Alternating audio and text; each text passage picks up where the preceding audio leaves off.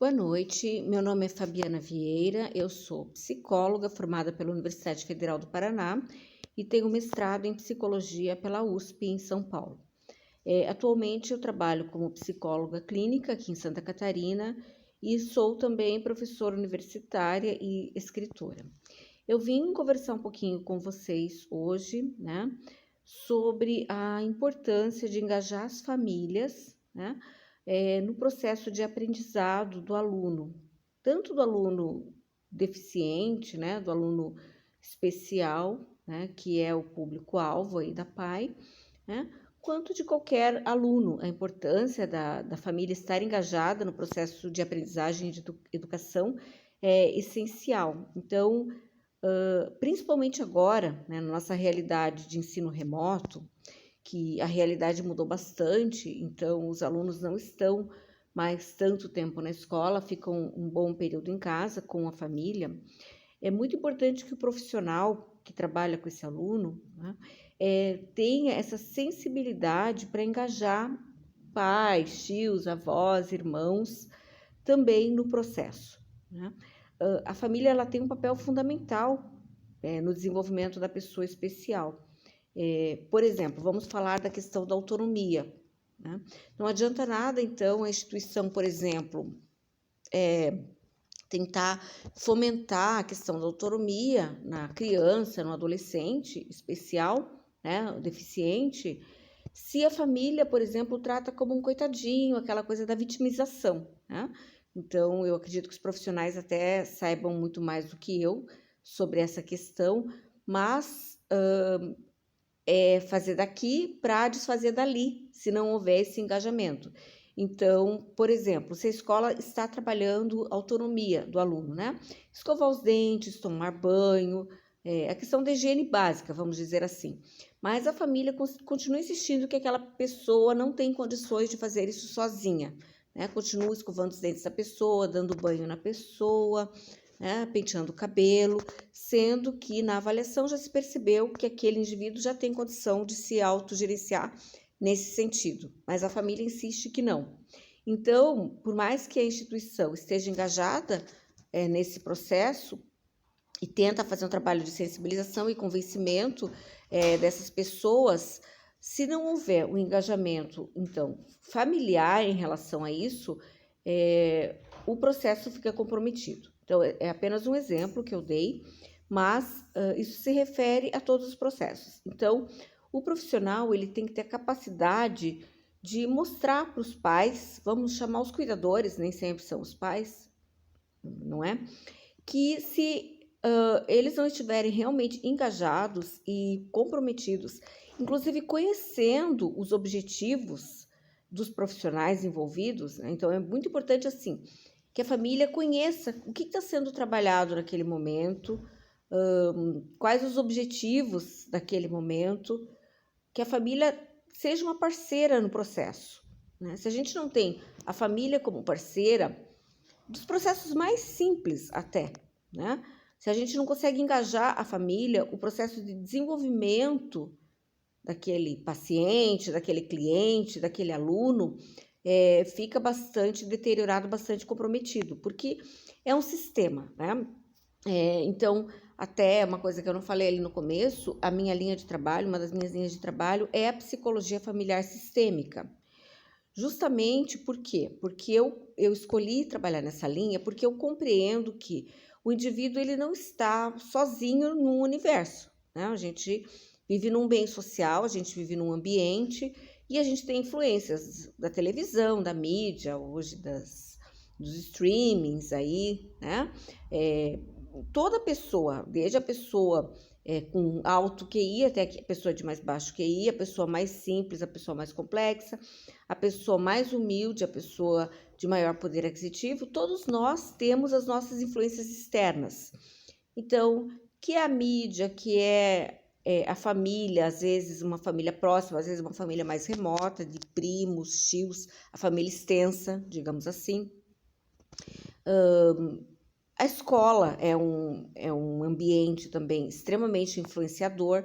Então, nós vivemos numa dinâmica sistêmica, né? O lugar onde a gente nasceu, o estado da gente nasceu, a cultura.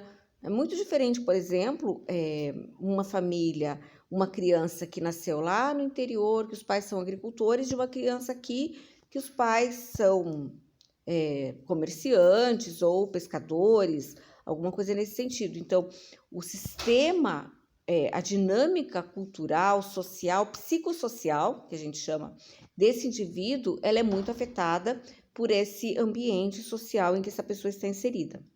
Então, partindo desse pressuposto, a gente tem que entender que todos os atores têm que se envolver no processo de desenvolvimento, aprendizado dessa pessoa, né?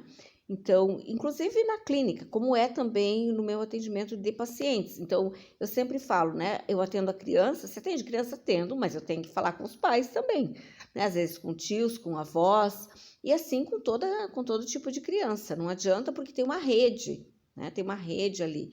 Então, agora eu estou me lembrando, por exemplo, de uma menininha de autismo nível 1 que eu atendi por algum tempo. Então, tinha assim ali um conflito entre pai e mãe no sentido de essa questão mesmo da autonomia, né? Porque eu trabalhava muito com ela essa questão.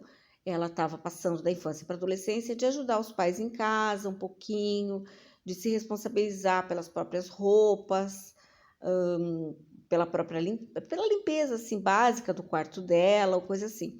Mas o pai me relatava que ele insistia para que a criança, né, participasse das tarefas, tivesse suas obrigações, e a mãe, por sua vez, dava tudo na mão, achando, né, que a menina não tinha condições de fazer, não tinha inteligência suficiente, ou capacidade cognitiva, ou capacidade até de autonomia. Então, era um braço de ferro ali, né? Cada um puxando para um lado. Então, é muito complicado quando isso acontece. Então, isso é muito importante, que a gente mostre para a família, né, quando a gente trabalha com famílias, que tem que haver parceria de todas as partes, que não adianta um fazer um discurso, outro fazer outro discurso.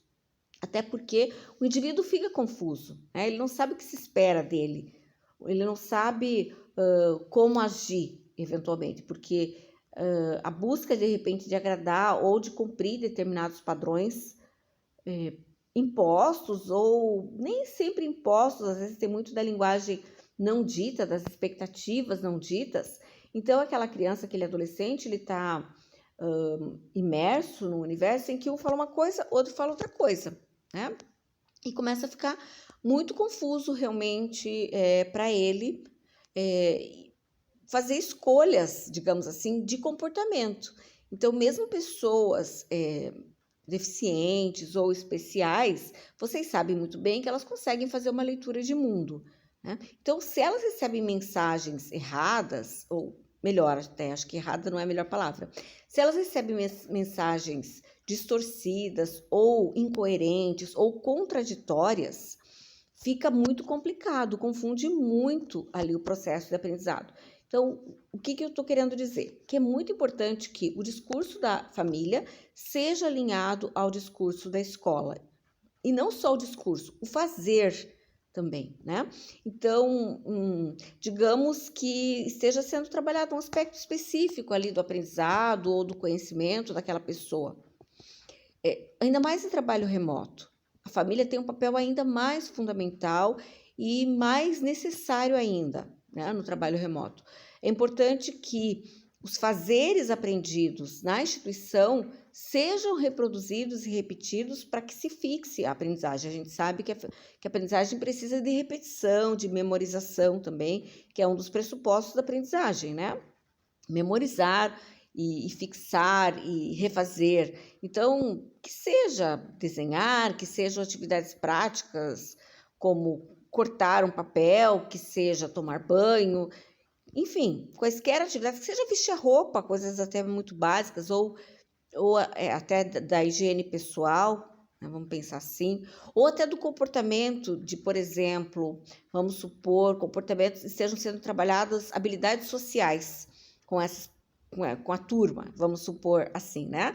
Então, é importante pedir desculpas, é importante pedir licença, a gente não interrompe o outro quando o outro está falando. Então, esses parâmetros básicos que a gente dá para a criança, né? A gente espera o outro terminar de falar para começar a falar, isso a gente chama de habilidades sociais. a gente pede desculpa se a gente esbarrou em alguém, né? A gente dá a vez para o outro passar, a gente abre a porta para o outro passar primeiro no elevador, por exemplo, a gente vai empurrando o outro. Então, coisas básicas aí da convivência cotidiana que muitos adultos ditos normais, ali, né, vamos colocar aspas nesse normais, muitos adultos não têm também, não sabem conviver de uma forma polida em sociedade. E é uma coisa que todo professor, todo educador, né, da educação infantil e os educadores da pessoa deficiente especial também, eu imagino que trabalhem bastante, né, essas questões das habilidades sociais, das relações, mas isso tem que estar em sintonia com a família. Então, se você ensina, por exemplo, né, para uma criança que tem síndrome de Down, que ela não pode falar aquela palavra, que aquela palavra se chama palavrão, por exemplo, vamos dizer assim, que não é legal falar aquela palavra, a criança lá de 9 anos ou 10 ou 15, né, falou uma palavra que no jargão é um palavrão. E a gente diz que não é legal falar, que é feio, que ofende, chamar a pessoa desse jeito, que não se deve falar dessa forma, que a outra pessoa vai ficar magoada, ofendida. Mas em casa ela ouve reiteradamente esse palavrão específico, né? Essa palavra específica.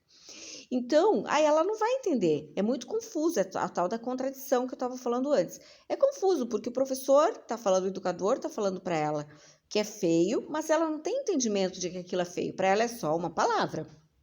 Não tem um significado maior. Mas ela ouve a mãe falando para o pai, ou o pai falando para a mãe o tempo todo, né? Então, a leitura que ela vai fazer é de uma normalidade. E isso em qualquer nível cognitivo, a gente está falando de qualquer criança, independente de se ela tem alguma deficiência, se ela não tem nenhuma deficiência.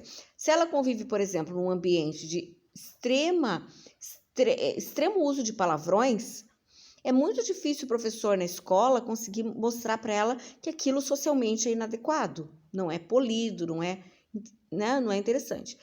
Se, por exemplo, ela vive num ambiente em que ela vê violência, né? Ela vê truculência, ela vê agressões, qualquer pessoa, qualquer criança tende a reproduzir o que ela aprende em casa. Então, é muito importante que os profissionais falem sobre isso com os pais, que eles mostrem para os pais a importância de reforçar os aprendizados da escola, e estarem também atentos ao que está acontecendo, né? O que aquele professor está trabalhando com aquele indivíduo naquele momento, para que haja um reforçamento em casa dos mesmos padrões aprendidos na escola. Então, essa parceria é essencial. E daí, no ensino remoto, então, a gente tem que fazer de outra forma, a gente tem que se reinventar.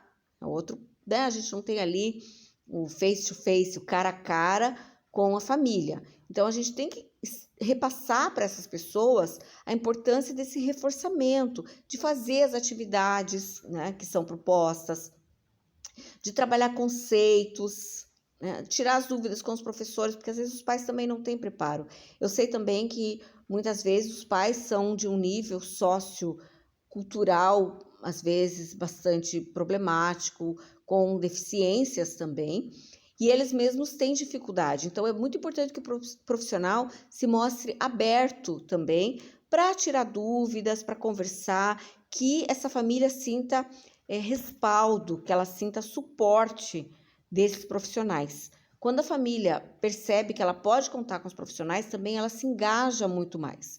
Eu sei que não é fácil, eu sei que tem famílias que são muito resistentes, eu sei do desafio de vocês, né? Eu mesmo, como profissional também da saúde, que trabalho com pessoas com os mais diversos tipos de transtornos mentais, é muito difícil trazer algumas famílias ou fazer algumas famílias compreenderem, né? A gente tem, por exemplo, questões, às vezes, religiosas, sem nenhum tipo de apologia, mas, às vezes, eu atendo casos, por exemplo, que a pessoa acha que aquilo é fruto de espíritos ou do demônio, e a pessoa não tem mais que se tratar, nem tomar remédio, coisas desse tipo, né?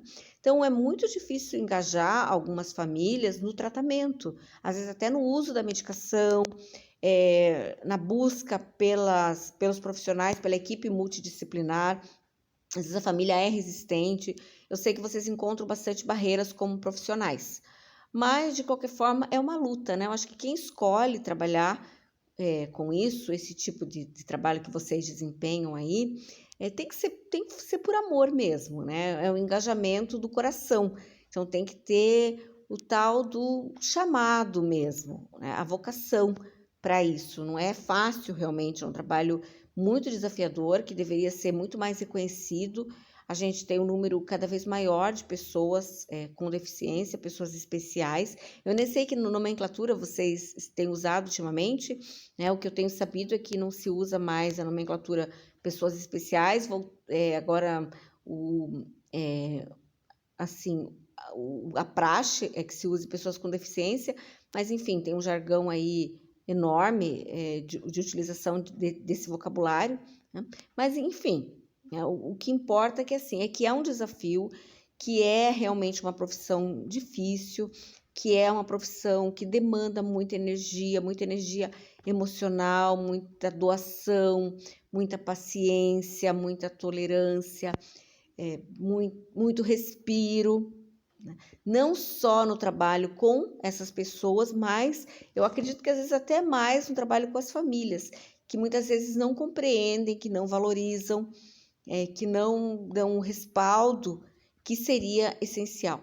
Então, aí agora com a pandemia, né, mais do que nunca, esse trabalho de vocês reforçarem a importância da participação, do engajamento, de que a família compreenda os processos, de que a família não atrapalhe os processos, né? Acho que às vezes só não atrapalhar já ajuda muito, mas e até explicando na linguagem deles que é um sistema, que se todo mundo colaborar vai dar mais certo, se uma parte não colaborar tende a não funcionar tão bem, a dar um pouco errado. Então, nessa linha, é bastante importante assim esse convencimento, essa sensibilização da família, trazendo a família para os processos também, fazendo da família um parceiro, né, uma parceria, e não de confronto. É muito importante que a família tenha essa noção de que a instituição está ali para dar suporte para aquela pessoa, né? Para aquela criança, para aquele adolescente, para aquele adulto que tem necessidades especiais, né? Que era também outra nomenclatura que se usava, pessoa com necessidades especiais. Aquela pessoa de fato tem necessidades especiais, específicas, mas é um trabalho conjunto, é um trabalho multidisciplinar, como a gente sabe. Então, precisa de uma equipe de psicólogo, pedagogo, assistente social, nutricionista, terapeuta ocupacional. A gente sabe que tem muitos fonoaudiólogo, tem muitos profissionais envolvidos. É o neuro, né? É o médico. Então, tem muitos profissionais envolvidos aí nesse processo. E a família é mais um dos atores mais importantes nesse processo. Então, engajar a família ajuda demais. Vocês sabem que quando a família está engajada, está motivada, as coisas acabam fluindo muito melhor, né? Então, eu espero ter ajudado. E se vocês tiverem dúvidas ou quiserem bater um papo, eu atendo na Citolab, né? Aqui em Navegantes, a princípio é isso. E também a Ana Paula, ela tem aí meu WhatsApp, podem pedir para ela, fiquem à vontade para me contatar, para conversar, para tirar dúvidas, de repente marcar aí uma sessão, né? Fiquem à vontade e eu estou sempre disponível para ajudar. Espero que a conversa aí, né? Seria legal até uma live para a gente dialogar. Eu gosto mais do que ficar falando aqui sozinha, né? Eu gosto muito da conversa, da troca, porque eu aprendo muito também dessas trocas quando eu dou palestra, quando eu faço lives. Agora live, né? A gente está nesse novo normal, digamos assim, mas sempre que eu dou palestras ou quando eu dou aula também, eu gosto muito da troca, eu acho que eu aprendo, os alunos aprendem e a gente se retroalimenta. Então, ficamos por aqui. Qualquer coisa, podem me contatar. Um abraço a todos e bom trabalho aí, que vocês superem esse desafio, né? E que essa pandemia acabe o quanto antes, né? Para a gente voltar a uma vida sem máscara, pelo menos, né? Um grande abraço a todos, sem máscara e sem ameaças, o que é mais importante, né? A máscara a gente até que aguenta, mas a gente está cansado disso tudo, então, para a gente voltar para uma vida de abraços e tudo mais. Um beijo a todos e bom trabalho aí para vocês.